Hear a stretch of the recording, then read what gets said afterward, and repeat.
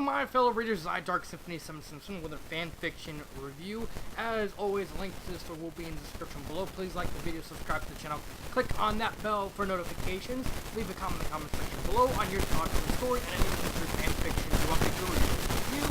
As always, this is my opinion, my opinion is that the world, and the story is rated. It's really a good story, so anyone who's 18, please do not miss the story, despite the fact I'm pretty sure you can normally.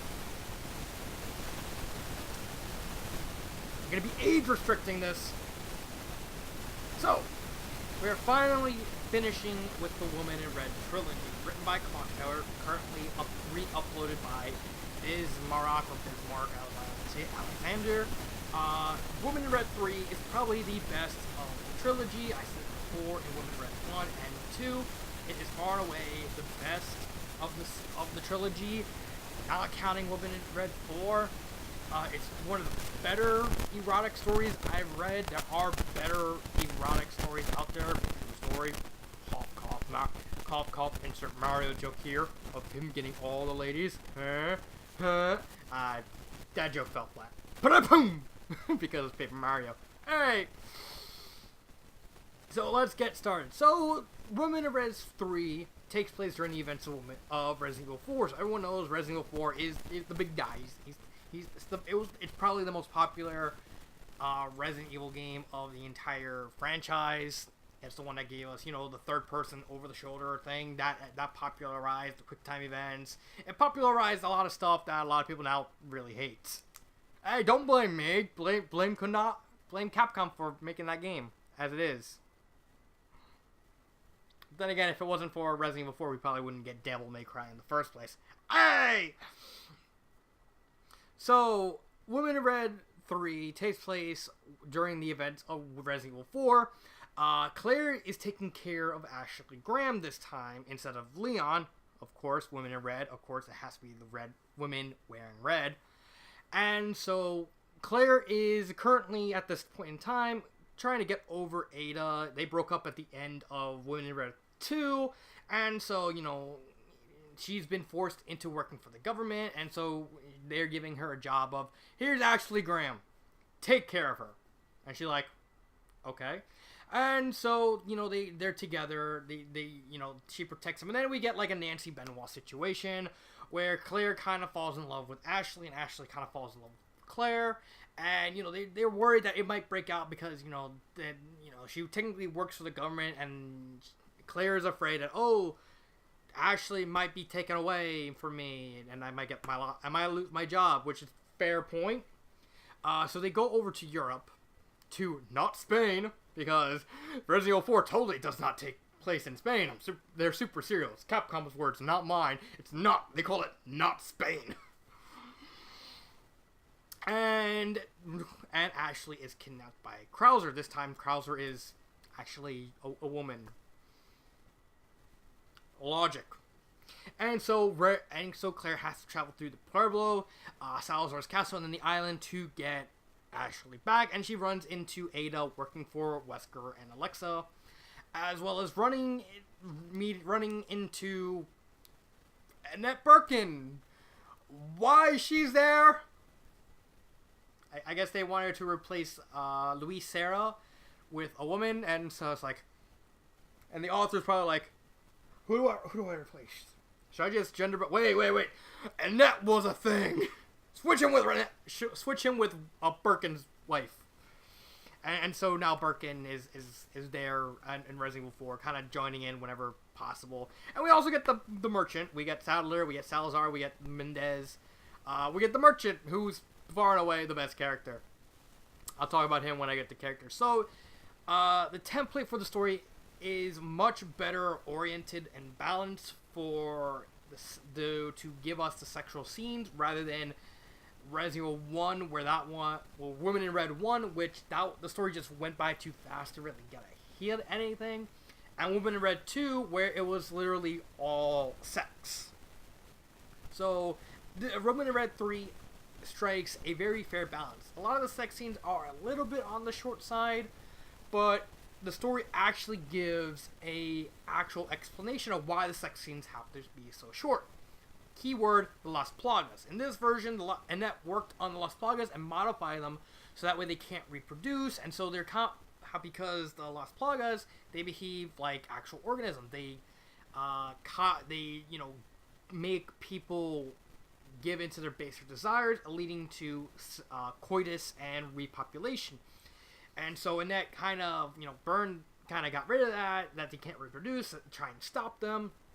However, when Ashley, Annette, and because Annette's infected too, and Claire, all infected, they get heightened libido, so they get hypersensitivity and they get jumped up libidos, and they realize that they're in a hurry, so they don't take their time, engaging in the sexual stuff, leading to very short sex scenes. So there's a story reason of why the sex scenes have to be so short. There are a very few longer sex scenes. I believe there's one sex scene which is a foursome between Claire, Ashley, Ada, and Annette in the castle, but that's probably the longest sex scene.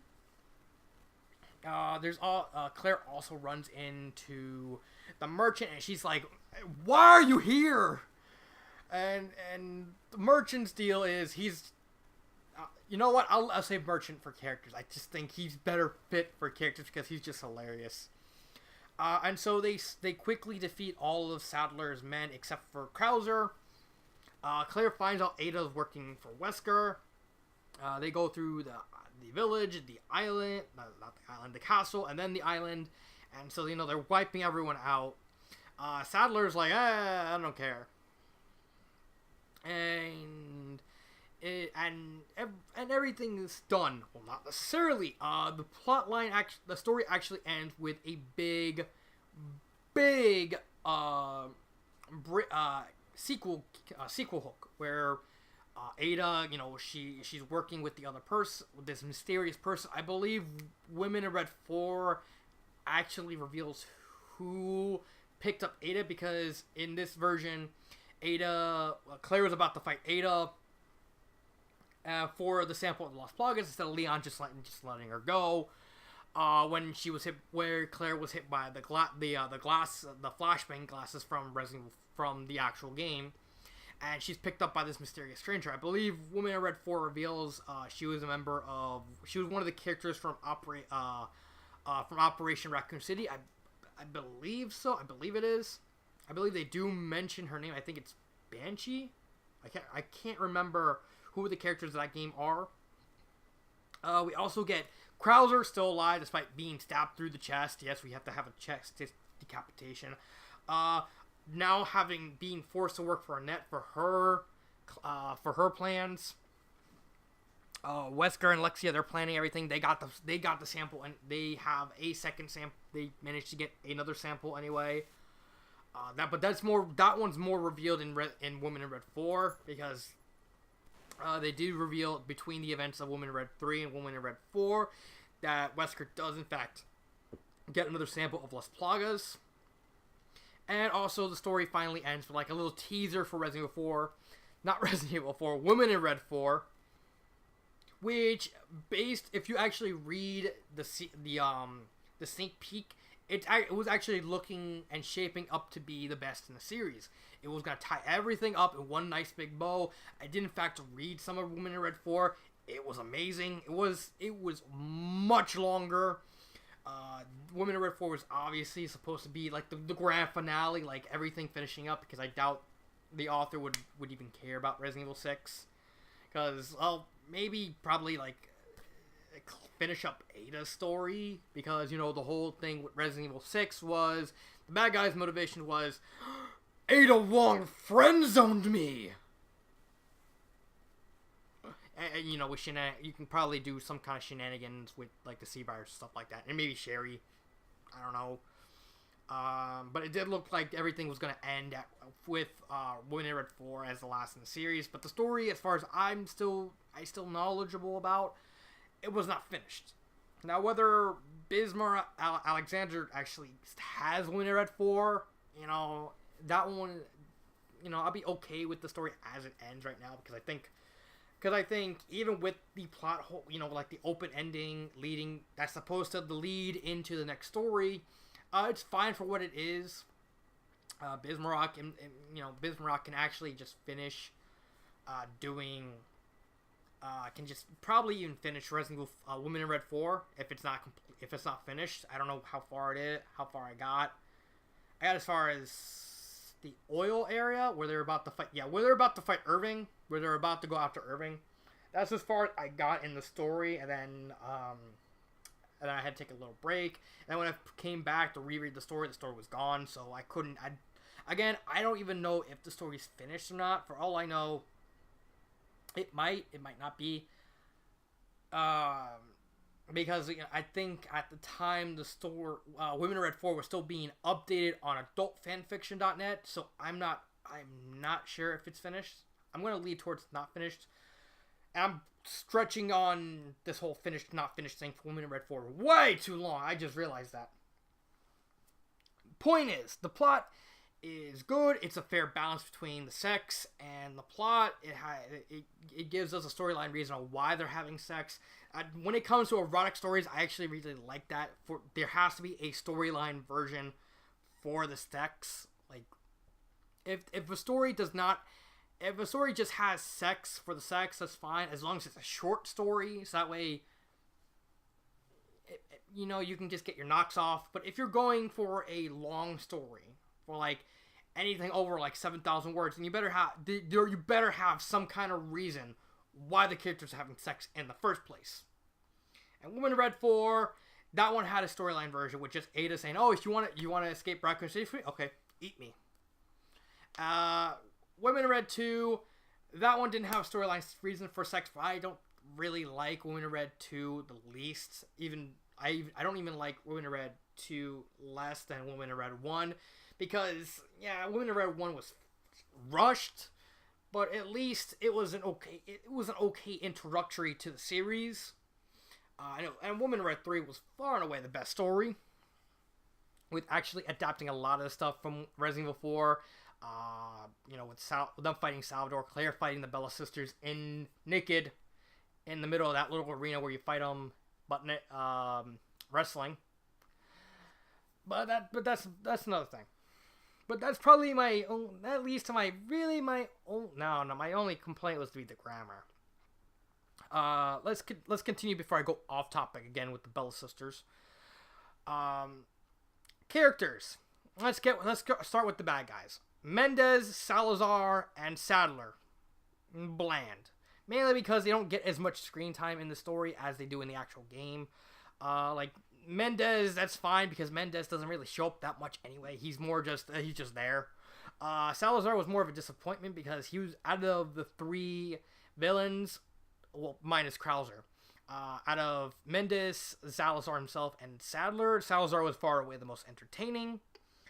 I don't like the fact that when they got to the castle, they completely skipped like over half the castle and just starting that area with Claire fighting Vertigo like immediately afterward. I just think that was kind of weird. But that's just me. I just think it was a little kind of weird, a little anarchistic. Salazar, we see the entertainment from him, but it's just not. You just don't. The story did not capture the same spark as in the game. That's more because Salazar had more moments in the game, so I can't really blame that on the author. Sadler, he's bland because again, he's pretty bland. I didn't really like Sadler in the story. He just acted like Sadler, which is fine, but And then we got Jacqueline Krauser, not Jack Krauser, Jacqueline Krauser. Basically, you just take Krauser, give him boobs, make him slightly, make him like slightly curvy, because apparently she kind of has curves, but she still had like an 8-pack or stuff like that. And she's a futa. No, I'm not even joking. She's an actual futa. Like apparently, the Las Plagas, they gave her the sword and then they gave her a dick. Only in fan fiction can that happen. She's fine. We got glimpses of what made Krauser good, of her dog determination. She's actually more durable in this story than Then in the game, actually, because when we first see her, she kicks everyone's ass, then leaves. And the second time they meet her, Krauser gets attacked by Regenerator. That's fine, but she's kind of in below. She's kind of good. Then she gets shot a lot by Ada. She gets I think she gets stabbed. Then Krauser actually gets attacked by U3. It will keep you handy. That thing. And then Ada, Krauser was like completely destroyed, like partially destroyed, but she's actually healing. And then she gets impaled through the chest by Sadler and gets thrown off the ocean. And she's still alive, so she's more tanky than Canon Krauser. That you believe that. She was gonna play a big role as like one of the main antagonists of Women in Red 5. From the looks of things, from what I read, she had a more active role in that story, and I think she was a much better character in 5. I think her role in this story was more just to have her involved because Krauser's in the story. You have to have female Krauser, and to set her up for her better overall character arc in Women in Red 5. So she's fine for what she does. Ashley, she's fine. Unlike Canon Ashley, who's just Leon, help, and being like a shrieking violet, she's okay. Who actually grows. Like she starts kind of the same of being overly worried and doesn't really want to do anything. And then over the course of the story, Claire just starts giving her guns to learn how to shoot and defend yourself as we go. And she's actually starting to defend herself by using guns. It's mostly just handguns. She was really handy with a sniper. She was the one who killed Sadler at the end. I'll actually talk about that at the end. Still my favorite part of the series. Claire and Ada, they're kind of symmetrical because Ada's storyline arc in the story is her trying to get over Claire.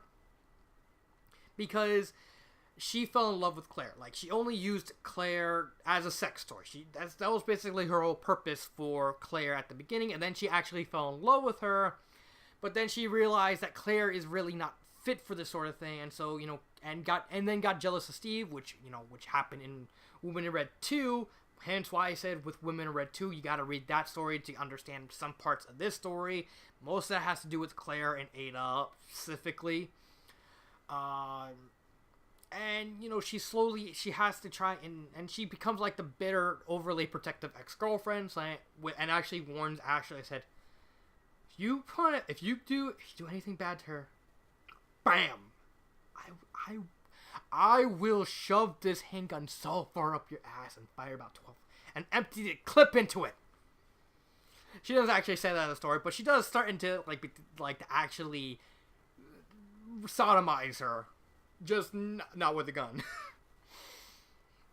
Overall, Claire is fine.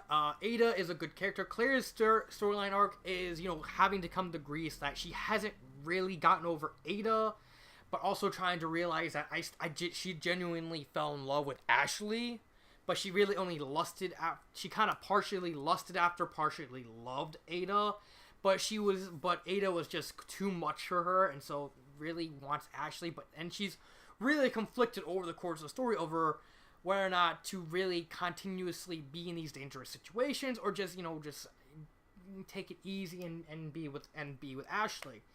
And so I think that was actually handled pretty well. Annette Birkin's fine. Just like Krauser, it looks more like the story was setting her up for bigger things in the next story. But since the next story is discontinued, so we can only go as we can with her here. And she's okay as sort of a neutral gray area. She does become a full-fledged villain in Women in Red 4. Independent of Wesker and Alexia. But, she's an okay character of understanding the viruses and everything.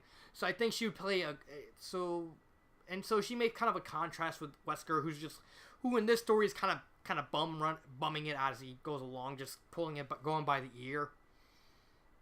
Wow, and relying on Alexia for all like the scientific stuff and everything.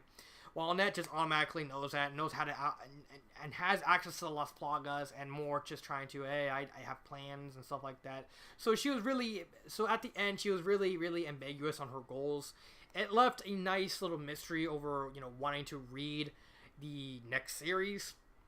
And, for what she was fine. Not great, but she was fine, just like Ashley. And then we get to probably the best character in the story. The Merchant. Or as in this version of the story, I like to call the Pervert. I actually love the Merchant in the story. He's drop dead hilarious. The story does not take itself too seriously, and giving and tries to be somewhat self-aware of the whole crazy situations. And so the Merchant is basically just there to kind of represent us, like, hey, I'm just pissing you off. And basically, he acts just like the regular Merchant. Well, he's obsessed with greed. He's hinted to have Las Plagas, but instead of paying for money, he's like, "All right, Claire, I got this gun for you. What do you want? Get naked." Like, he actually continuously asks for sexual favors for like guns and MOs. My favorite part is when they're on the island and they're about to go through the encampment. And then Claire asks Merchant and said, "All right, we need all the ammo you can give us to make it so we can get through there alive." And then it kind of jump cuts to Ashley and Claire kind of sodomizing each other with a strap on and a dildo. And every time one of them orgasms, the Merchant with a tripod and camera is just going.